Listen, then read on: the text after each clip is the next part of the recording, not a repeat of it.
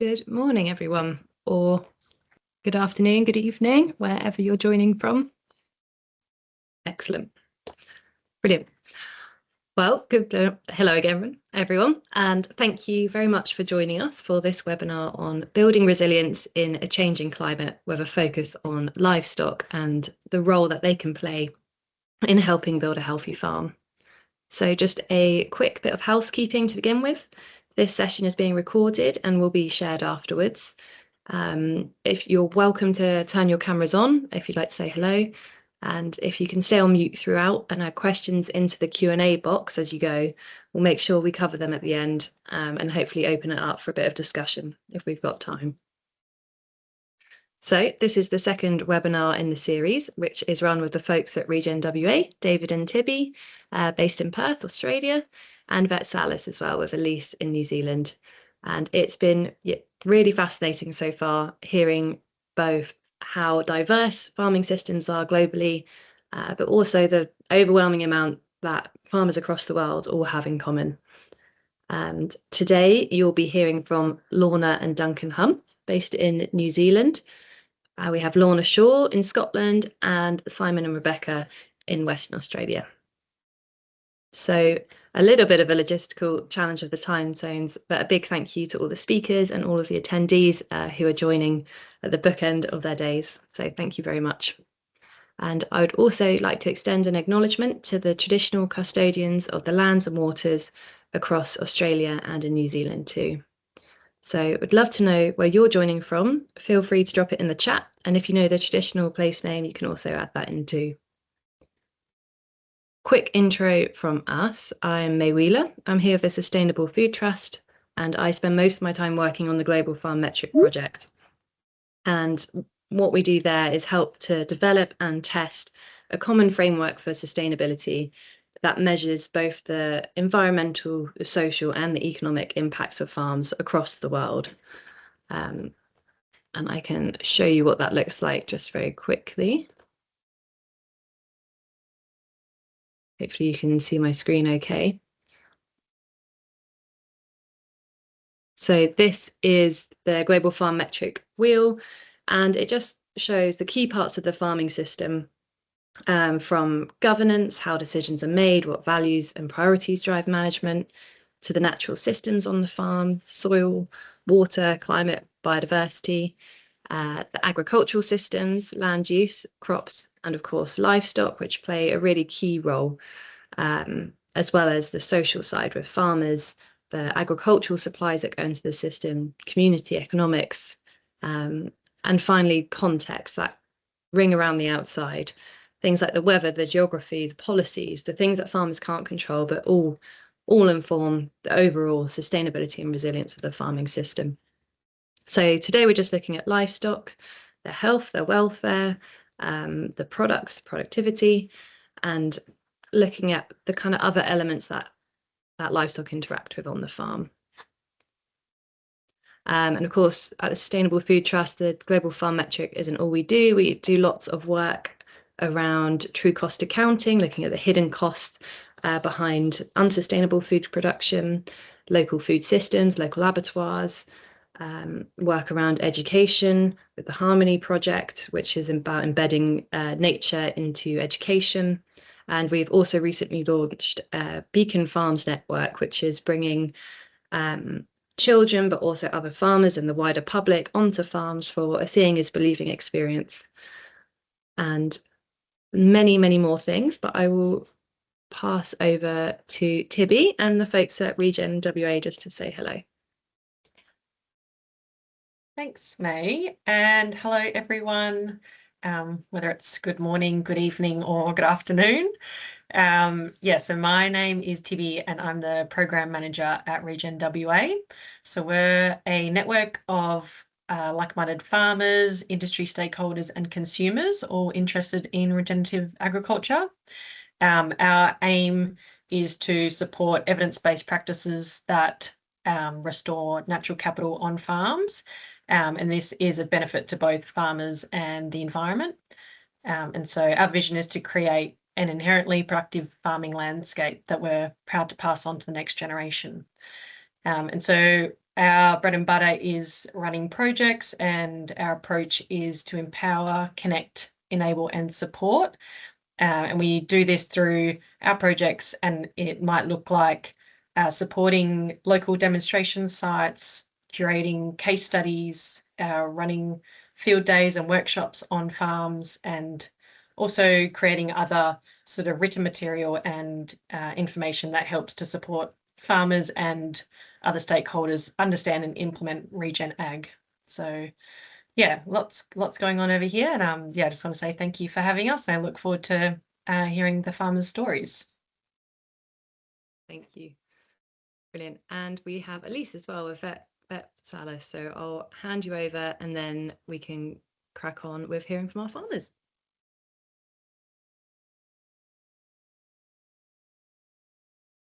So that is working. Yes, hi. I am joining from New Zealand, but Vet Salus is an international group.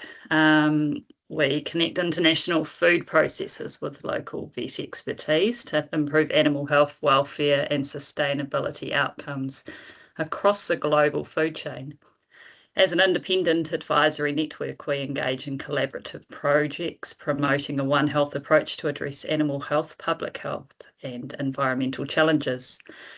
Leveraging our expertise in local agricultural systems, we provide quality services including vet consultancy, research and development, and training for veterinary and animal health organisations. And it's my pleasure to introduce Lorna and Duncan Hahn, who farm with their daughter Isla in the South Island of New Zealand. Lorna is a full-time vet and helps Duncan on the farm, which he runs alongside work promoting regenerative agriculture on platforms like Quorum Sense and New Zealand Farming Socials. And over to the two of you. Thank you. There you go. Yeah, hi everyone. I'm Lorna, this is Duncan, and we'll come back to us, but we've prepared a couple of slides that we can have up while we're talking. So I will just start making that happen now. Where's the share screen? Hopefully it'll work seamlessly.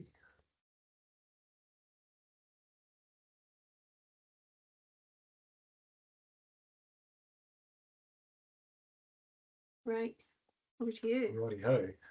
Yeah, so we are based at Mount Somers in mid-Canterbury, which is in the South Island, about 360 metres above sea level, so right tucked in against the mountains, but we are actually perfectly flat, which is a bit odd, but we absolutely love the place. Our family have been here for 60 years this year, so been here for a while. My grandparents found this place and bought it for us, and we are just in the middle of farm succession at the moment, so trying to get it ready for the next generation and stay in business while we do it. So deer sort of was my passion from early on in my probably teen years, and sort of I drifted away towards arable farming and machinery a bit for a while there, but then sort of drifted back to it. And yeah, we've sort of, once Lorna come on the scene, I think at one of our first dates was actually I took her for a drive around the farm, and that's where it's sort of the passion for taking on the farms of the next generation was sort of the seed was sown, so to speak. So yeah, tracking for actually just area wise, so our farm is about 145 hectares at the moment. We've got about 70 or 80 of that leased out, and so we farm about 50 hectares, and then so we wear our many hats, juggling it to fit all in. So yeah, so with Lorna as a vet, me farming, and then I also been pretty heavily involved with the Quorum Sense network from its foundation right to where it is today. And then I also operations manager for a fertilizer company that specializes in sort of regenerative biological systems. So we import and supply fertilizer and do custom blends and soil testing depending on what our clients, where they fit in for their context as well. So we've got the whole spectrum from orchards to arable, dairy, all sorts. Even got a hop garden too now. So we sort of have a pretty wide range of customers with a wide range of needs. So that's sort of like really has been a big part of my journey personally, is learning from my boss Don Hart, who was a pretty early adopter on that biological farming systems and getting the fertilizer and stuff to fit into before regenerative was sort of even a term in New Zealand. So as things have sort of evolved, our farming system has sort of evolved with it, starting right back with just thinking that, or starting with building the house or the foundation for a healthy farming system. So getting our soils balanced up right with the Kinsey-Albrecht system. And then we've sort of evolved from there, I guess, as we kind of learned as much, we've still got a lot to learn, but we've sort of gone as far as we could with that, and then sort of started getting into diverse pasture species, deer genetics, the whole picture really, and animal health comes as a big part of that. Sort of when I first come home, deer wasn't really my father's passion at all. It was sort of just like just a bit of diversity to the income more than anything, and a bit of an afterthought. So we sort of took what he'd sort of started off with my pestering as a teenager, that we should definitely get into some deer. And then as we've grown, we sort of identified what was sort of limiting us in terms of genetics, animal health, and sort of the whole pictures sort of come together and just get that momentum and pendulum swinging for our system. So in terms of what we farm, so we've got red deer. We used to sort of specialize primarily in English type red deer, but we've sort of since, I guess, gone as far as we could with genetics in that line. And then now we've sort of really opened up our minds to high growth rate animals, just to really push our limits of what we can achieve in terms of productivity. So sort of a big belief we have is, just because we're sort of going down a regen path, that doesn't mean we should sacrifice any productivity. Like, to my mind, a healthy functioning ecosystem should mean healthier animals and good productivity. So I don't think for a second that we should be reducing our productivity to go regenerative. It's more, if the system's working well, everything should start going at a faster pace. And the key measurement for that is healthy, productive animals, and that's where the road leads to for us, really. So don't think we're anywhere near the limit of what we can achieve, but we're definitely identifying what the next things are that we have to address to get to that next level. And we probably, when we were first starting off, we never really had any idea that we could achieve where we are now. So if we went back 10 years and sort of said the sort of productivity that we're getting out of animals, there would be no way we would have believed it. But then just with that persistence and just constant improvement year on year, we've got to where we are. And I still think we've got a lot of places to go. In terms of our venison, we're geared mostly towards breeding and finishing venison animals. So we run all our own hinds, and then we finish all their progeny every year. And then we also have a small velvet component to our business, which we've cut back a wee bit the last couple of years because the prices aren't too flash on that side, and it's not really our first passion. So venison and breeding genetics are our passion. So we sort of lean that way. As far as marketing our product goes, we work really closely with probably one of the smallest meat companies in New Zealand, a company called Mountain River Processors, and our venison products go all over the world, from Scandinavia, Europe, America, China, and then a little bit into the domestic market here in New Zealand. But probably the one we're most proud of is, and probably where we're getting the most cut through and market, is with Force of Nature meats in the USA, because they're really focused on regenerative systems, and they're really interested in, and their customers are interested in venison grown regeneratively. So we're just actually in our second year with the savoury EOV system, which basically savoury verification, and yeah, and the hope that we can get more.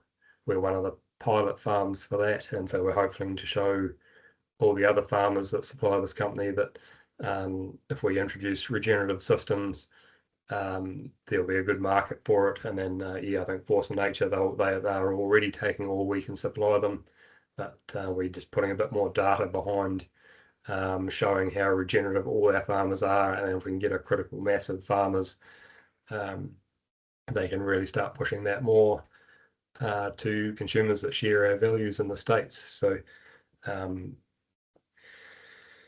yeah, it's a bit of a overview. I guess one of the big things we're really working on is, because we're so far, well, we are quite inland, quite high altitude, the weather can be, as much as it is, like, we think it's one of the best places in New Zealand to farm here at Mount Somers. Also has its, not without its challenges, that we can go from wet, sopping wet, to extremely dry in about 2 weeks. So probably a big part of our focus is building our farming system to cope with whatever the weather decides to throw at us. And we've got, yeah, luckily all our weather records we've built over our generations here, and then also we've still got all the records from the previous families that were farming this land as well. So we've yeah, we've got some pretty good data and a lot of experience in dealing with what the weather throws at us. So whether that's windstorms, snowstorms, floods, drought, you name it, we get it all really. So it's been quite a fun journey learning as we've started introducing different crops and plants to our system, in terms of a lot of annual crops that we grow for like winter feed or silage, or just as crops to carry through into shoulders of seasons. Yeah, always sort of trying to, we never plant the same mix twice. We're always just put something in, grow it, and see what works and what doesn't, and then adapt to whatever's coming at us, and then go again. And then, so yeah, every mix we do, everything we try is always something different, or whether that's using a different tool as we're growing the crops, so different inputs, cutting out inputs, putting stuff in. It's really just one big R&D experiment, and it's a bit chaotic and a bit crazy, but it's just bloody good fun at the end of the day. It's just, I don't know, I actually find talking to more conventional farmers just boring as batshit really, because it's just like the conventional side's just routine and yeah, pretty boring. So got to keep it interesting, which is helps us stay on our toes. And especially if you've got a paddock of sunflowers or something like that, like this photo here, if you're having a bad day, you just can't really ride past a paddock of sunflowers and be angry once you've ridden past it. It's a good way to level you and center yourself again. So yeah, it keeps it interesting. This slide here is one of the very earliest field days we had actually with Quorum Sense, before we even had a name for a group or whatever we were for a group of farmers. The farmer on the left was an organic farmer. Guy second left is Charles Murfield, who's a professor at Lincoln University, and probably one of my biggest people I hold in the highest regard, Simon Osborne, who's an arable farmer at Leaston. This is on his farm. And then the late Professor Steve Ratton beside him there. And I guess this is where light bulbs really started going off for me was standing in a paddock with a bunch of professors and academics and farmers all talking the same thing and all really excited about these systems, and just the transfer of information was huge. Thank you. Sorry, if you're able to wrap up, that'd be great. Sorry, I hate cutting people off. That was lovely though. Thank you. I'll jump in and wrap up. As a vet working with regenerative farming systems, it's been really fascinating, not just on our own journey, but it's really trained me to have such a more open mindset, a curiosity mindset for helping farmers in their journey, making sure that monitoring is a massive part of a vet's input into this. Healthy animals are clearly the desired output and the beneficial impacts that animals thriving on diversity can add to a system. So there's been a lot of trials, a lot of recording, a lot of monitoring, and the sort of top level summary of the beneficial outcomes have been massively in the parasite management world, trace elements, and just rumen function. And so I'm working with regenerative dairy farms, regenerative sheep and beef and deer farms, and it's been a fantastic opportunity just to throw open the mindset and relearn what good can look like. So it's been really rewarding as a farmer and a vet, learning more about this too. But Duncan talks lots, so I reckon we're out of time here. Yeah, we also have some very robust debates just within our own business too, which makes it interesting. Yes. Excellent. Lorna, Duncan, thank you so much. That was really, really fantastic. Any questions, do pop them in the chat or the Q&A and we'll come back to them at the end and we can have a group discussion. Lorna, I will hand over to you. Thanks, May. And I'll do better at time checking. I'm sorry to have interrupted there. I could have kept listening. Okay, I can guarantee I'll need time checked. Perfect. Can everyone see my slides okay? Yeah, they look great. Okay, perfect.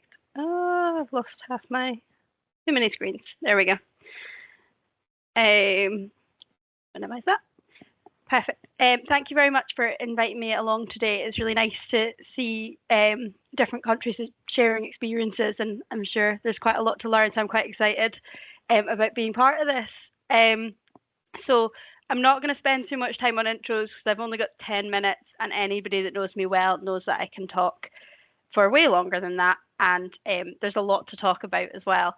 So just a really quick introduction about who I am in as brief as possible. I work as a senior beef and sheep nutritionist with SEC Consulting, which are an independent consultancy based in Scotland. I am based out of their Perth consulting office, so in central Scotland, but I support clients across the entirety of Scotland, including the Highlands and Islands. Work with a really diverse range of farmers, from really extensive, more kind of regenerative type systems right to intensive systems. But one thing we do have in common is that sustainability, profitability and resilience in these systems is paramount. And that's one of the kind of core values in trying to make the most of that system itself. Especially as a nutritionist, for me, an animal needs to be well fed and healthy to be productive. So that's the core aim of whatever we do. My key roles, this is definitely a very much of a summary. I offer independent nutritional and system support for beef and sheep clients. I work solely beef and sheep. We have a nutritionist in the company working with dairy, and we've also got pig poultry expertise, as well as a vast array of knowledge across, and we'll kind of try and summarize that as I go.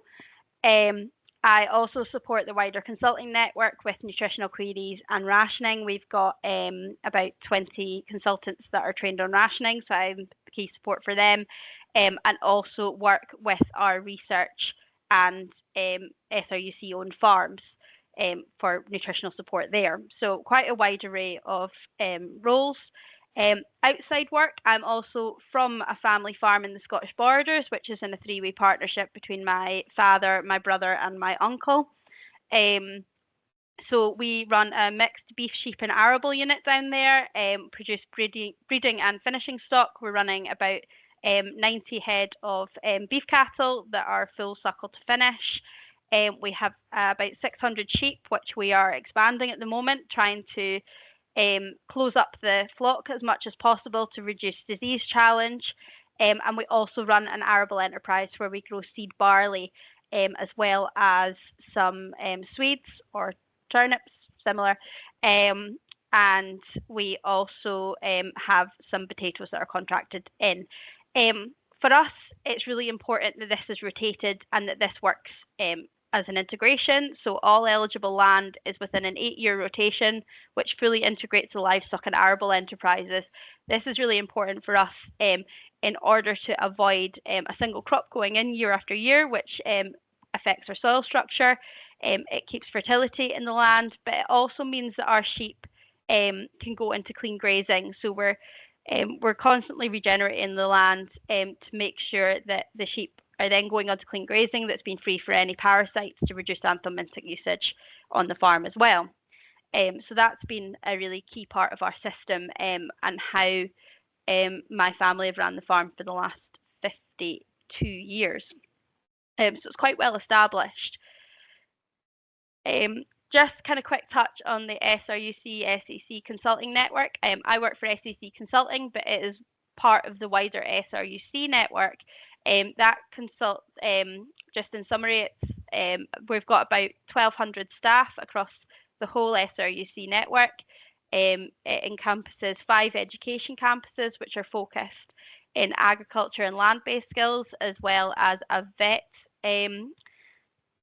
university that's just opened up in Aberdeen, I think last year or 2 years ago, very newly established. We have 6 innovation centres, which encompass our research and knowledge capabilities.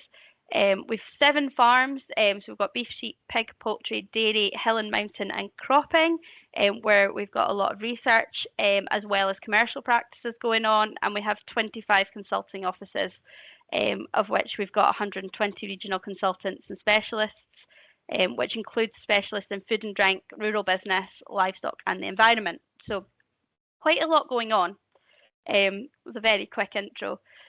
So I really wanted to kind of home in on what our challenges are from a Scottish perspective, but largely this will be from a kind of UK perspective as well.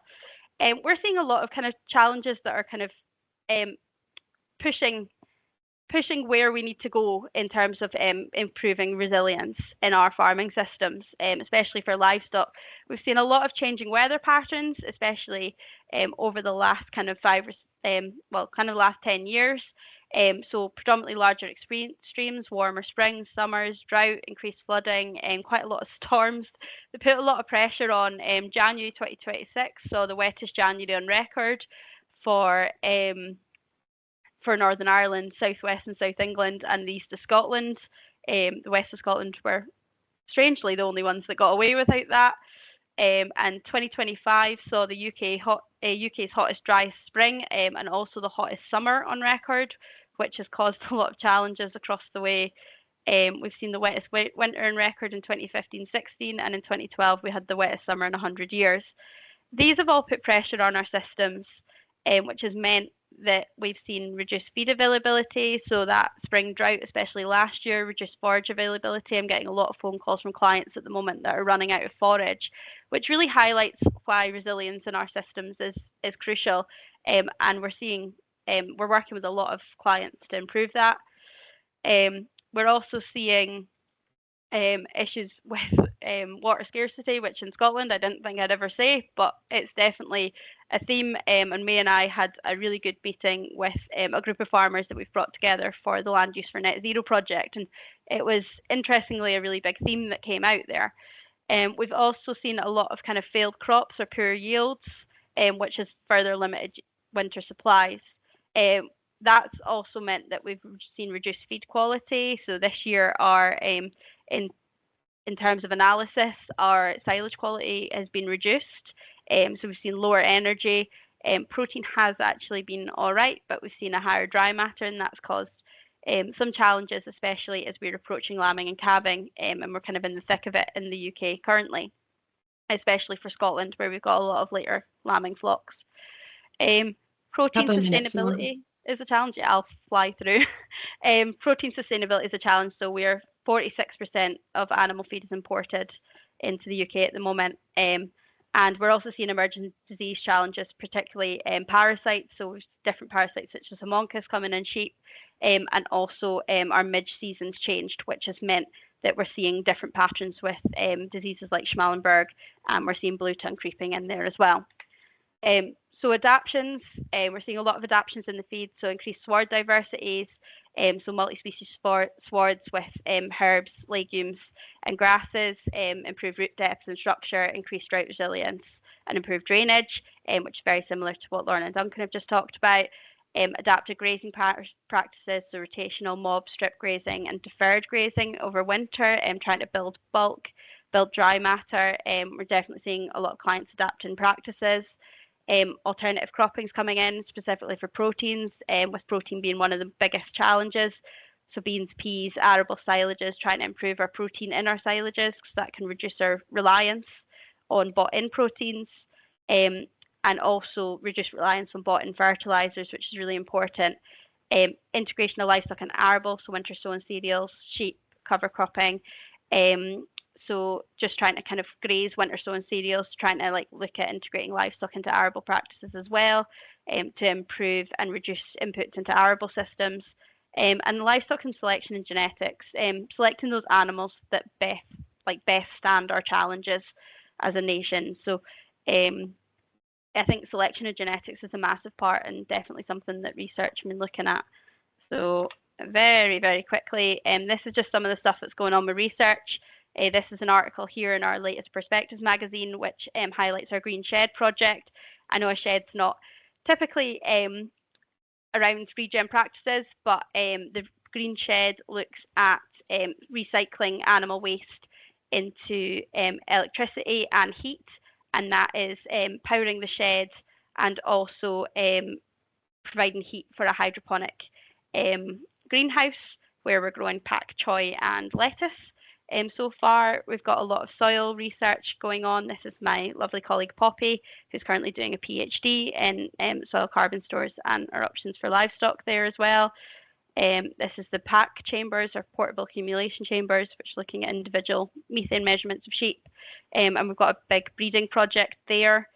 And there's a lot of soil research going on as well. So yeah, quite a wide spread of stuff going on.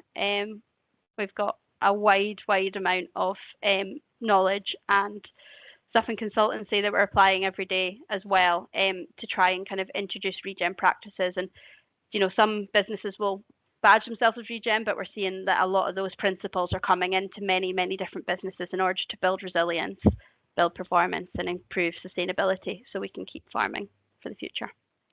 And that was me as quick as possible. Brilliant. Lorna, thank you very much. That was so interesting.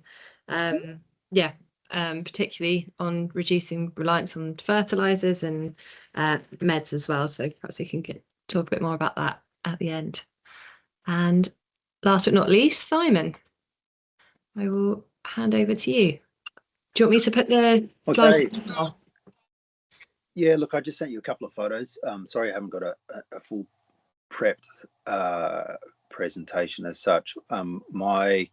What I'd like to do is I'll just outline my role in Australian agriculture, and then my personal journey with the I guess transition from a conventional farming through to sort of a more regen based agriculture. We're exploring the options of not using any chemical fertilizers, any chemicals, without impacting the resilience or the health of our sheep. The slide that's up at the moment is we've settled on a breed of sheep. I guess my specialty or my my passion has always been around the farming of sheep. This is a breed called the Australian White that was developed in New South Wales, in Oberon. They are a shedding breed, so effectively they're like a little cow. The beauty of sheep, from my perspective, is I guess they're kind of easy to handle from a safety perspective, but also that they're very efficient converters of dry matter into into an edible product. And so myself and my wife Rebecca are both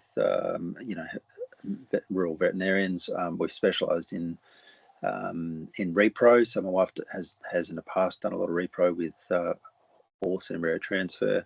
I've always sort of specialised in sheep embryo transfer and laparoscopic AI. We've always we've had an export accredited centre. We export frozen embryos and semen all around the globe. I have done a lot of work in Scotland and New Zealand, so I'm obviously familiar with a lot of different agricultural systems. Our property here is about 250 hectares. We run a couple of other neighbours' blocks as well, but our focus on our blocks is around establishing new sort of like mixed pasture species. We have a very dry summer, a hot dry summer here, so we generally don't get any summer rain at all. If we do, it's not we don't end up with any food. It actually just decreases the quality of our dry matter. So some of our biggest challenges here are around what we call a summer feed gap. So we try and sort of constantly seeking ways that we can address that in a regenerative manner. We haven't had access to a lot of, there's just not a lot of people that seem to be successfully I guess managing that feed gap at the moment. So open to all sorts of anything that people can offer. We are running about 450 head of these Australian White shedding ewes and producing between 450 and 500 lambs a year. We are trying to develop a paddock plate type of market, so we'd rather sell to people that appreciate the quality of the produce that we are that we're farming. And I guess that's that's a very brief overview. Our challenges here are probably the local abattoirs, trying to find abattoirs that will do custom kills, and then distribution of our product through the system is very challenging in Western Australia. We're sort of down to probably 3 or 4 main abattoirs, and it's a lot of them now have their own feedlots, and they don't like to do small batch custom kill. So it'd be really good to see that addressed at a government level. We don't appear to be getting a lot of help there. So our soil types here, like a sort of compared to a lot of the world, very limited. So we only have about between 50 and 100 mil of what could be loosely called topsoil. So that's another one of our challenges. And I guess that's about it, really. I have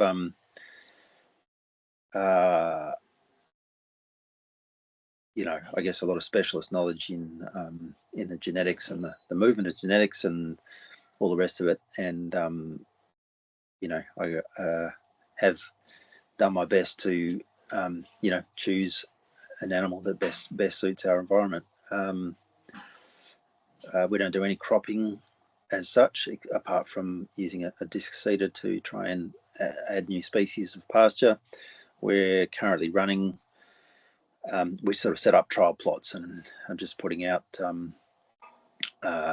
just trying different varieties of pasture and trying to work out what's going to take and what's going to not, and what sort of volume and quality of feed they're going to produce, and the cost of establishing those new pasture species, all of which is very challenging without the use of chemicals. So yeah, I reckon what I'll do is if there's any questions later on, I will do my best to address, and other than that, just look forward to seeing what everyone else is doing and how we can further our knowledge in this field.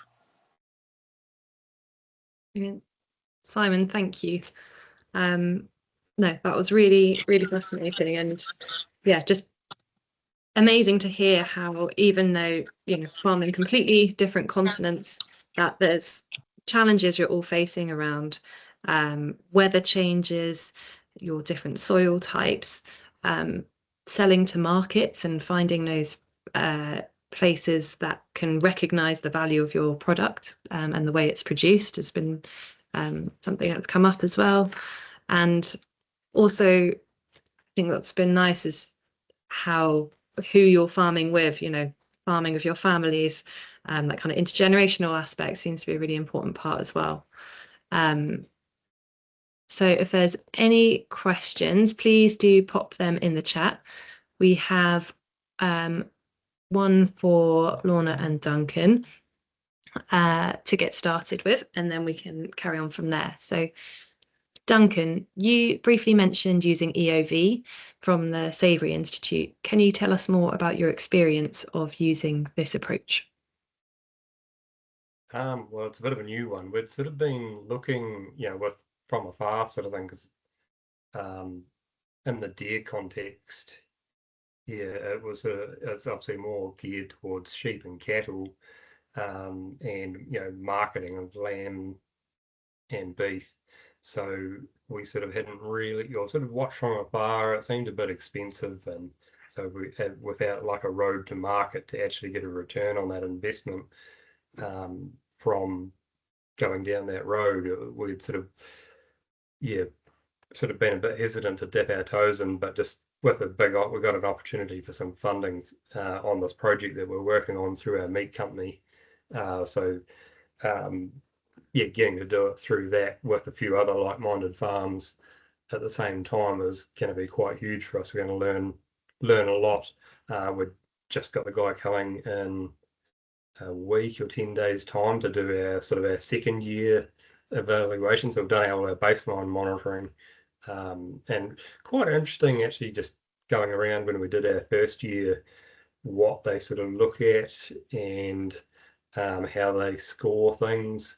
That's probably was quite eye-opening, just to sort of understand how to, in our context, what we can start doing to start moving the dial on some of those scores, and then probably actually some of the things that were missing, some of the things we were doing that weren't really caught by it, and then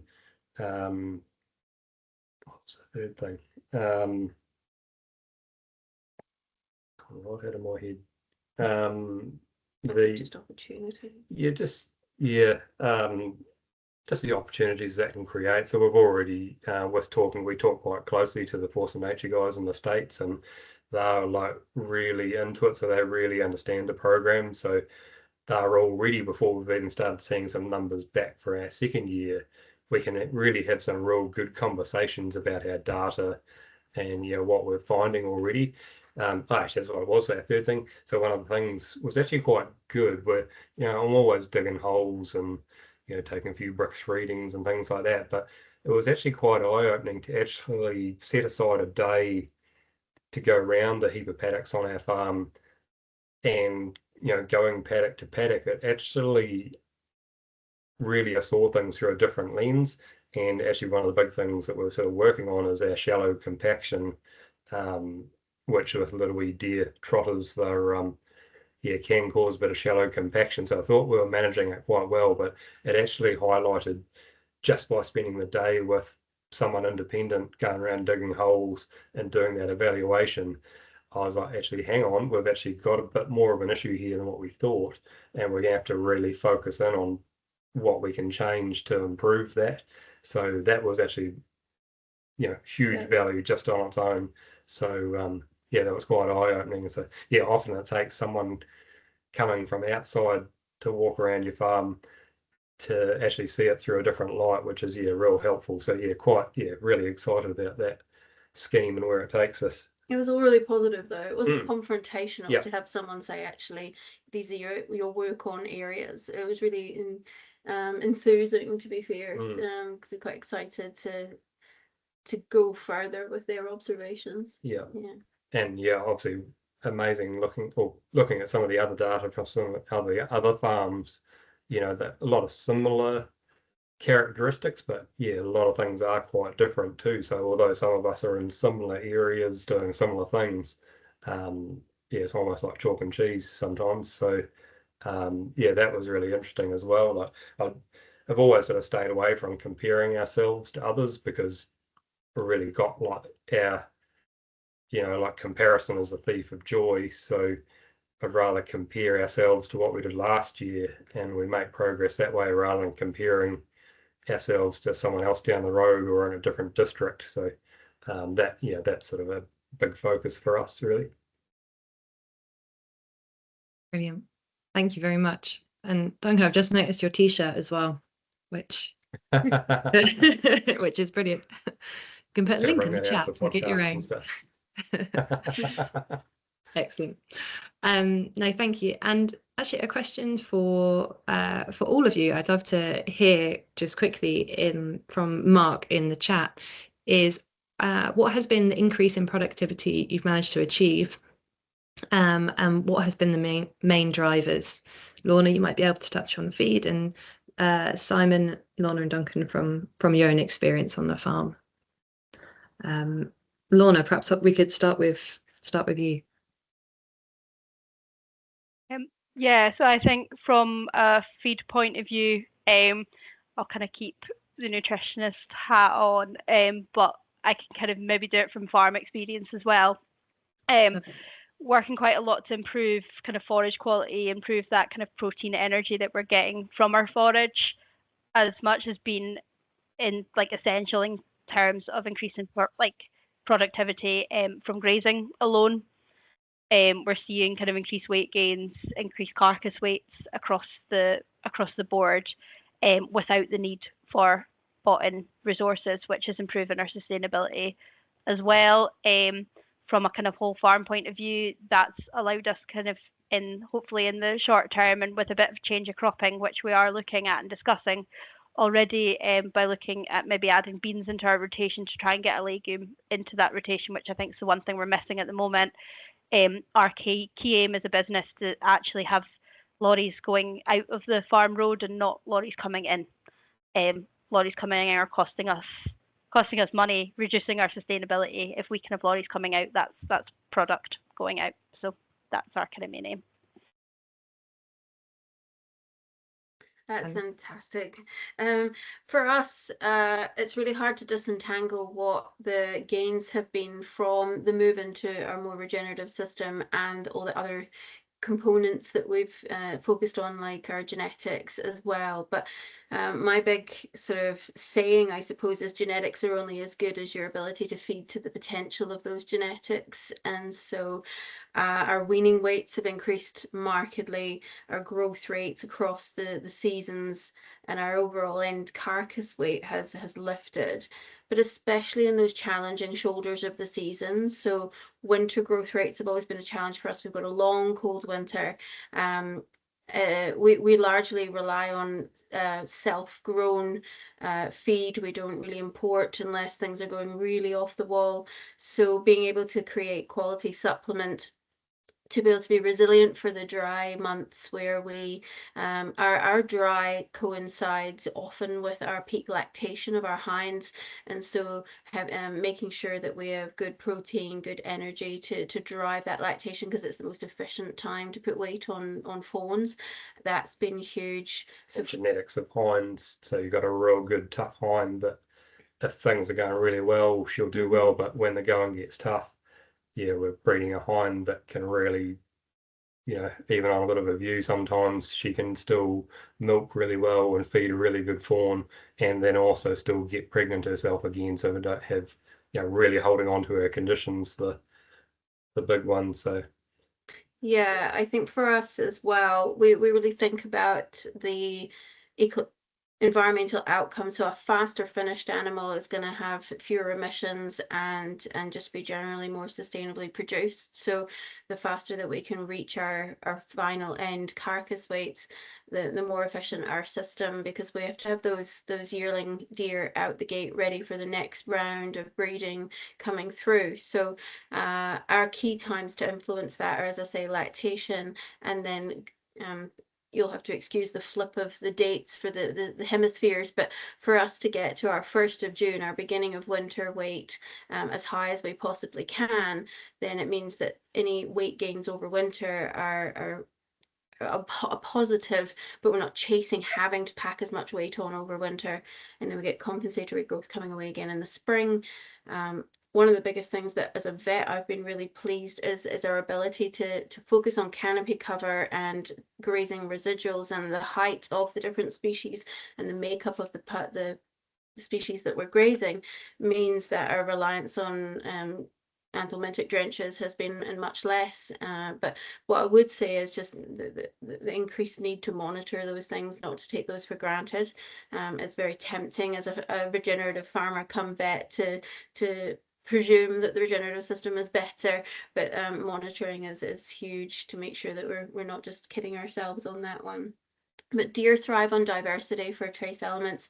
Some of the production benefits have been what we've not needed to do in terms of costs as much as our benefits of growing animals faster on self-grown feeds.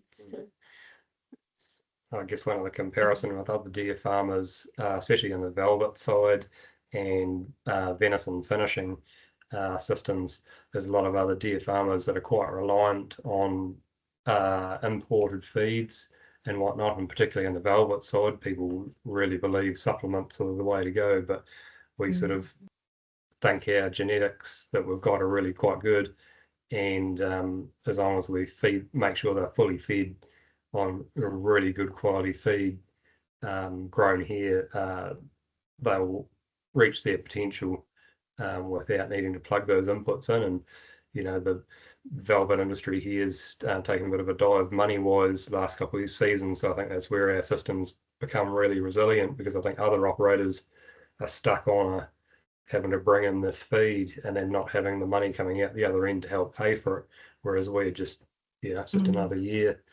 on homegrown feed, which is the cheapest you can get. So just to touch on what Lorna said before, legume dominant has been a massive thing for us. If we can keep our systems legume dominant, it's positive for growth and for animal health. Thank you. Ryegrass is one of the worst feeds around. It's issue here too.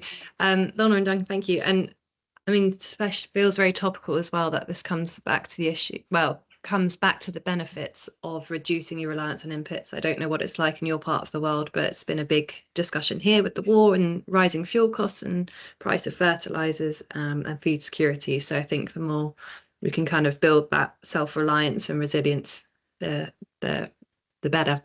We've got 2 more questions in the chat.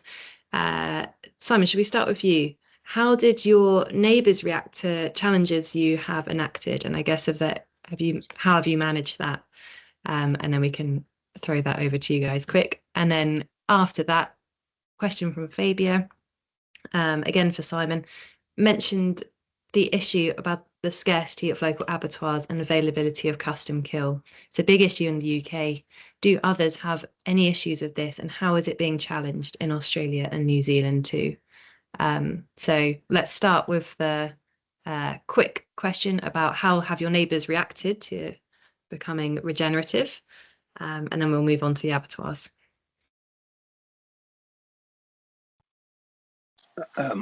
Okay, thanks for that. Our neighbours here, we're sort of on the edge of proper farming country. So 3 of our 4 neighbours are, I guess, lifestyle blocks, and we're actually running our animals on them. So there's no sort of they're watching with half an eye, and they're excited about what we're doing, but they don't really understand it.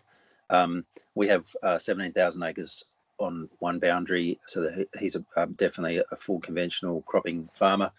I think he's so busy doing what he's doing, he's not even looking over the fence. So there's not a lot of neighbour interaction at this point. I'd love to eventually be able to have some sort of a demonstration type of site where we could really promote the advantages.